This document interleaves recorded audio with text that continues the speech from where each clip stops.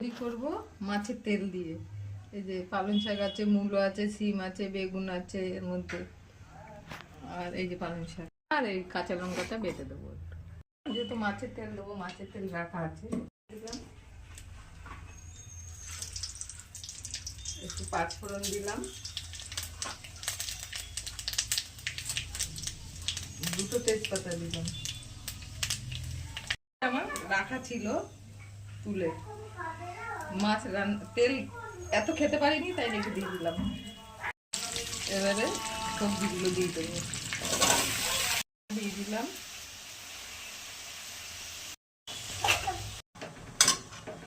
পালং শাকগুলো দিয়ে দিচ্ছি, লবণ দিয়ে দিলাম, কোনো জল লাগবে না, মাছের তেলেই হয়ে যাবে। এটা কাতলা মাছের তেল ছিল, তেলটা রাখা ছিল বলে জমে গেছে। তারপরে একটু চিনি দিলাম, জল লাগবে না কোনো, এমনি ঢাকা দিয়ে দেবো।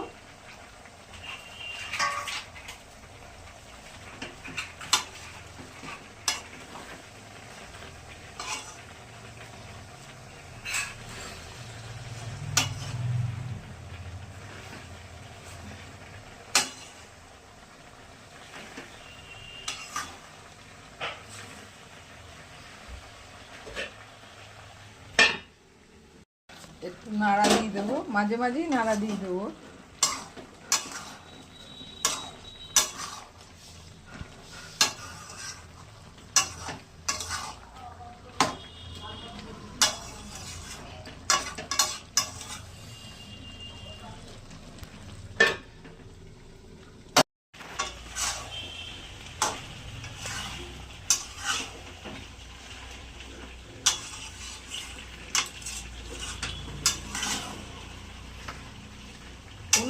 সিদ্ধ হয়ে যাবে।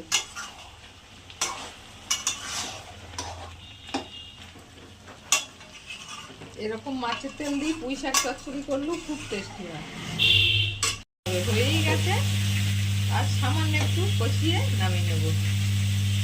শাকের ছেঁচড়া মাছের তেল দিয়ে, কাতলা মাছের তেল দিয়ে এবার নামিয়ে দিচ্ছি।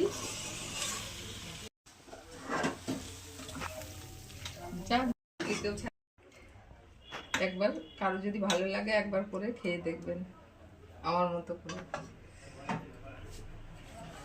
এটা ভালো লাগলে লাইক, কমেন্ট, সাবস্ক্রাইব, শেয়ার অবশ্যই করবেন। ধন্যবাদ বন্ধুরা।